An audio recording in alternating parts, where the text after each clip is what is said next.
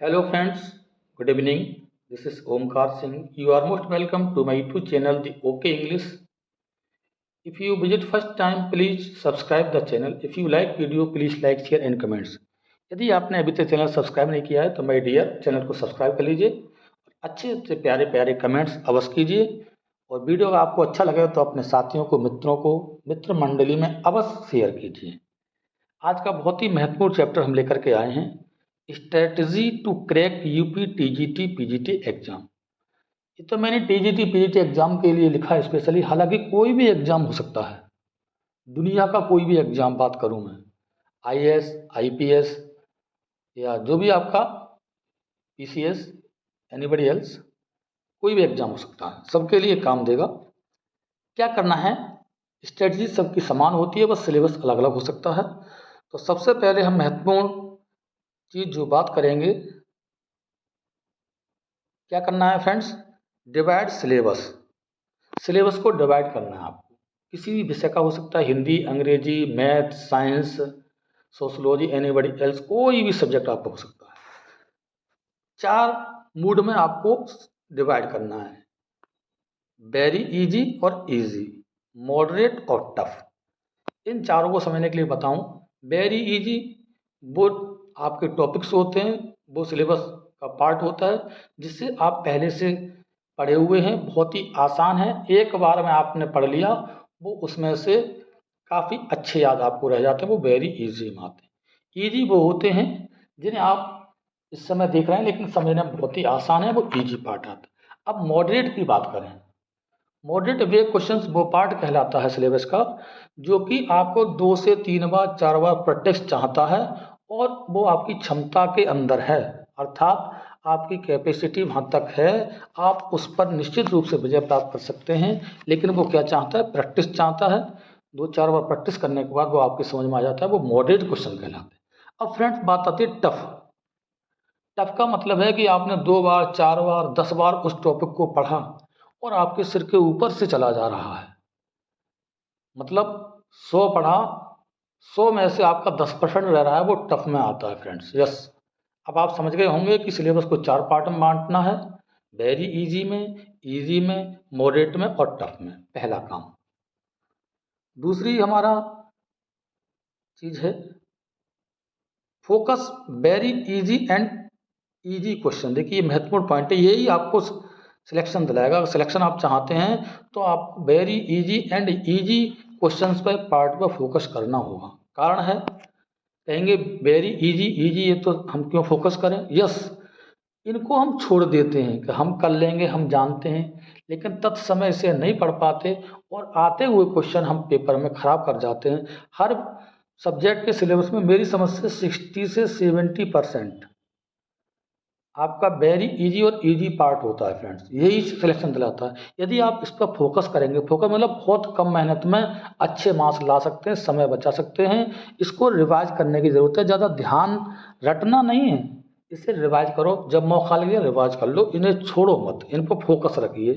तो आप सिलेक्शन भाई 60 से 70% आप पेपर बहुत आसानी से कर रहे हैं, बाकी बचा हुआ 30% करेंगे तो नेक्स्ट निश्चित रूप से सिलेक्शन होगा। तो छोटे छोटे क्वेश्चन जो इजी क्वेश्चन है, इजी पार्ट है, उस पर फोकस करना बहुत ही ज़रूरी है।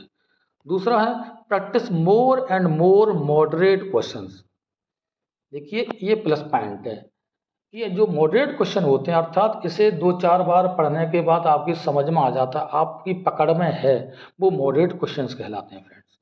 तो उनकी बार बार प्रैक्टिस करना है, इतना आप कर सकते हैं। ये पार्ट लगभग मेरी समझ से 20% के नियर अबाउट होता है।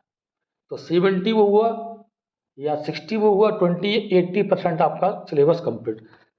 तो इस पर आपको बहुत प्रैक्टिस की आवश्यकता है। और जो टफ वाला है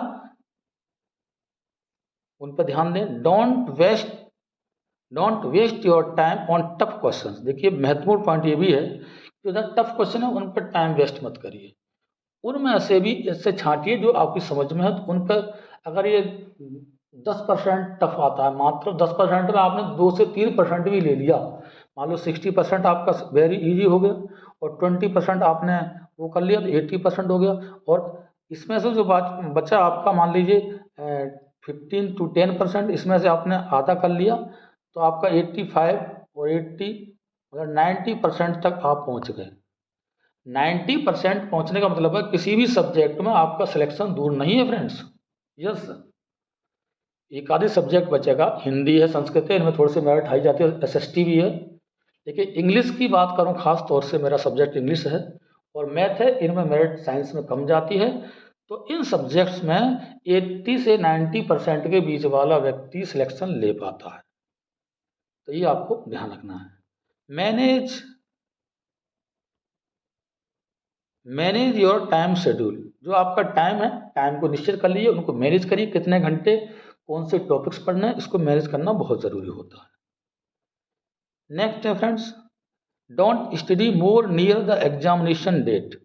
जैसे एग्जामिनेशन डेट नज़दीक आती है, 10 दिन 5 दिन, तो ज़्यादा नहीं पढ़ना आपके लिए। क्या करना है, ओनली रिवाइज इजी क्वेश्चंस। फिर वही बात आई, इजी क्वेश्चंस को रिवाइज करना है, जिससे आपके दिमाग पर ज़्यादा लोड नहीं पड़ेगा और परीक्षा भवन में जाके अच्छा कर सकते हैं। Don't loss your patience. आपका पेशेंस जो है, धैर्य को नहीं खोना है, बिल्कुल घबराना नहीं है। Do not have any fear in your mind. और सबसे बड़ी बात है परीक्षा पास करने की, कि अपने दिमाग में कोई डर नहीं करना है। ये समझिए कि हमसे अच्छा कोई नहीं कर सकता।